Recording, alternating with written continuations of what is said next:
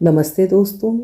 आज सुनिए इस सदी की प्रमुख कथाकारों में से एक डॉक्टर सूर्यबाला की लिखी हुई व्यंग मिश्रित कहानी एक स्त्री के कारनामे।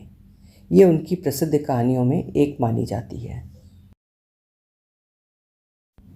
मैं औसत कद काठी की लगभग एक खूबसूरत औरत हूँ, बल्कि महिला कहना ज़्यादा ठीक होगा। सुशिक्षित, शिष्ट और बुद्धिमती, लेकिन बौद्धिक कहना ज़्यादा ठीक होगा। शादी भी हो चुकी है और एक अदद लगभग गौरवर्ण, सुदर्शन, स्वस्थ, पूरे 5 फुट 11 इंच की लंबाई वाले मृदुभाषी पति की पत्नी हूँ। बच्चे हैं ना, बेटी भी बेटे भी, सौभाग्य से, समय से और सुविधा से पैदा हुए, भली भांति पल पुसकर बड़े होने वाले, आज्ञाकारी और कुशाग्र बुद्धि के साथ साथ समय से होमवर्क करने वाले। संपन्नताएं और सुविधाएं इतनी तो हैं कि एक पति, 2 काम वालियों और 3 बच्चों वाला ये कारवां कदम कदम बढ़ाते हुए लगभग हर कदम पर खुशी के गीत गाता चल सकता है। अर्थात पढ़ाई लिखाई, ट्यूशन, टर्मिनल, सब कुछ बहुत सुभीते और सलीके से। पूरी जिंदगी ही। जितने पैसे मांगती हूँ पति दे देते हैं, जहाँ जाना चाहती हूँ पति जाने देते हैं। कभी रोकते टोकते नहीं, पूछते पाछते भी नहीं।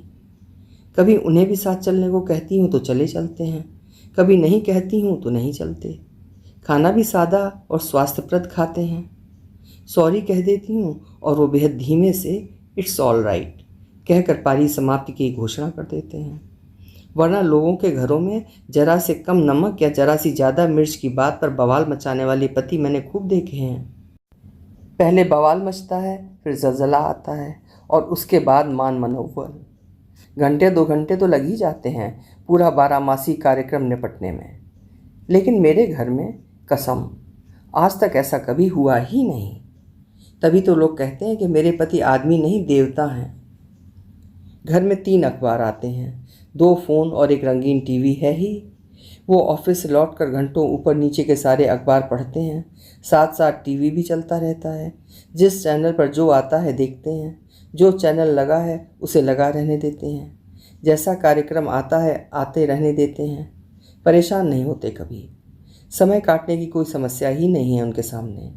आपसे आप आराम से कटता जाता है। वरना कितने लोग तो समय को लेकर ही तमाम उठापटक किए जाते हैं कि कैसे काटा जाए और कैसे बचाया जाए। मेरे पति को ऐसी कोई उधेड़बुन नहीं व्यापती। वो ऐसी हर समस्या के मूर्तिमान समाधान होते हैं। यही कारण है कि लोग उन्हें आदमी नहीं देवता कहते हैं। लेकिन अपनी क्या कहूँ, कहते भी शर्म आती है। उनके देवत्व को संभाल पाने का शऊर ही नहीं है मुझ में। वो जितने देवता होते जाते हैं मैं उतनी उतनी बेढंगी। हंसती हूँ तो खिलखिलाकर हंसती चली जाती हूँ और रोती हूँ तो बेतहाशा सावन भादों की झड़ी लगा देती हूँ। और गुस्सा तो मेरी नाक पर रखा रहता है, वो भी बेवजह। बात बेबात पर भभक पड़ती हूँ, अक्सर बिना बात के। अपने देवता समान पति पर भी अच्छी तरह जानती हूँ गलती सरासर मेरी ही होती है। फिर भी वो शांत भाव से, बिना ये जाने सुने और समझे कि मैं किस बात पर भड़की हूँ, कभी इट्स ओके कह देते हैं तो कभी सो सॉरी। पड़ोसियों का कहना है कि आज तक उन लोगों ने कभी उनकी आवाज़ तक नहीं सुनी। बात सच है, जब घर की घर में ही नहीं सुनाई दी तो बाहर कैसे जाएगी। मान लीजिए छुट्टी के दिन वो बाहर निकलते दिखें तो मुझसे रहा नहीं जाता, बस पूछ बैठती हूँ, कहीं जा रहे हैं क्या? हाँ। कहाँ? बाहर। बाहर कहाँ? एक किसी से मिलने। किससे मिलने? तुम उन्हें नहीं जानती। अच्छा, कब तक लौटेंगे? जल्दी भी आ सकता हूँ, देर भी लग सकती है। वही तो मैंने पहले ही बताया ना, मृदुभाषी मितभाषी। बताइए, इसमें जरा सी कोई बौखलाने वाली बात हो सकती है? नहीं ना। तो मैं भी तकरार पर उतारू हो जाती हूँ। उनकी सारी सदाशयता ताक पर रखकर रार ठान लेती हूँ। एक बार तो मैं सीधे शिकायत पर उतर आई। आप तो मुझसे कभी बात ही नहीं करते, सारा समय अखबार, टीवी, कंप्यूटर, फ़ोन। उन्होंने अखबार टीवी बंद कर समझदारी भरे स्वर में कहा, ओह सॉरी, ठीक है, बताओ क्या बात करूं? अब ये अनुकूलता की चरम सीमा ही हुई ना, जो वो खुद मुझसे पूछ रहे हैं कि बताओ क्या बात करें मुझसे। लेकिन ऐन वक्त पर मेरी अकल पर जो पत्थर पड़ जाते हैं, हड़बड़ा कर सोचने लगी कि इनको क्या विषय दूं मुझसे बात करने के लिए। घबराहट ये भी है कि वो इंतज़ार कर रहे हैं और मुझे कुछ सूझ ही नहीं रहा है। हकला कर कहती हूँ, अरे और कुछ नहीं तो यही कि आज पूरा दिन ऑफिस में कैसे बीता, दिन भर कितनी बड़ी बड़ी चीज़ें घटी होंगी, वही कुछ।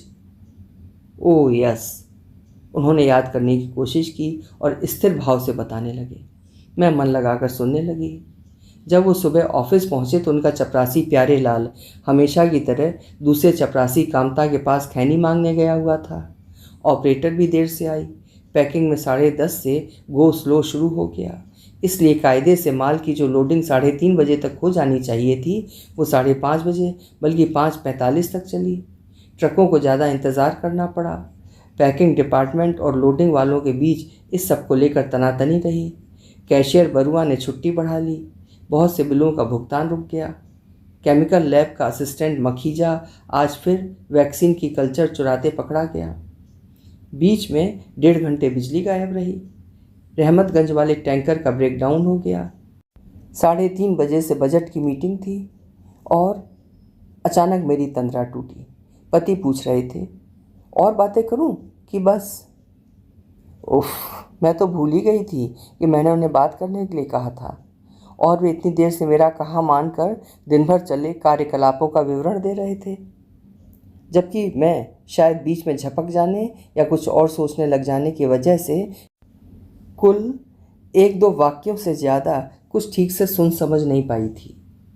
अब यही तो मेरी ही बेअदबी की हद हुई ना कि खुद ही पूछे सवालों के जवाब सुनने की जगह उबासियाँ लेती कुछ और सोचती झपकती रही।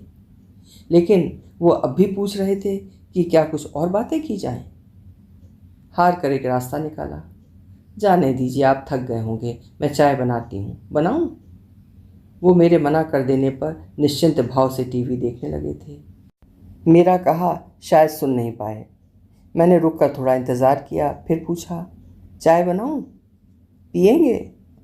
तब उन्होंने शांत भाव से कहा, हाँ पी लूँगा। मैं अच्छी खासी समझदार पत्नी की तरह किचन में गई, पतीला गैस पर चढ़ाया। इतने ही में बस पता नहीं क्या हुआ कि मेरे अंदर झल्लाहट का भभका सा आ गया, एकदम पागलपन के दौरे की तरह, जैसे दिल दिमाग की सारी समझदारियाँ धड़ाधड़ ध्वस्त पस्त होने लगें, जैसे कोई तोड़क विध्वंसक बुलडोज़र अचानक कतार से खड़ी सलीकेदार इमारतों को तोड़ने ध्वंस करने पर उतारू हो जाए। इस तोड़क दस्ते का आक्रामक संचालन भी मैं ही कर रही हूँ और इसे रोकने की घबराहट भरी चीख पुकार भी मैं ही मचा रही हूँ, शोर शराबे के बीच। जो कुछ थोड़ा बहुत सुन समझ पड़ रहा है उसका आशय है, पी लूँगा। क्या मतलब? कोई एहसान करोगे क्या मुझ पर? कायदे से ये नहीं कह सकते थे कि हाँ हाँ बनाओ ना, मेरा भी दिल कर रहा है चाय पीने का? या फिर यही कह देते कि ऐसा करो, जरा अदरक काली मिर्च डालकर तड़कदार चाय बनाओ, ठीक? इस किस्म की सारी इबारतें नाजायज़, सारे निर्माण अवैध, सब गिरे ढहे ध्वस्त पस्त। मलबे पर सिर्फ एक मनहूस सा शब्द टंगा है, पी लूँगा। लेकिन ये सब मेरे अंदर वाले लोग की माया है। बाहर तो गैस पर चाय का पानी खौल रहा है और ट्रे में बदस्तूर शुगर पॉट और मिल्क पॉट के साथ चाय की प्यालियाँ सजी हैं। अचानक फिर से मुझे जाने क्या होने लगता है। चाय का पानी मेरे अंदर खौलने लगता है। बर्नर से लपटें और तेज़ी से लपलपाने लगती हैं। यहाँ वहाँ सब कुछ दहकने तपने लगता है।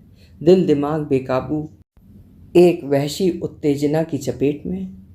और अचानक मैं खुद को रोकते न रोकते चाय की पत्ती और कुटी अदरक के संग पूरे चम्मच भर काली मिर्च की बुकनी खौलते पानी में डाल देती हूँ।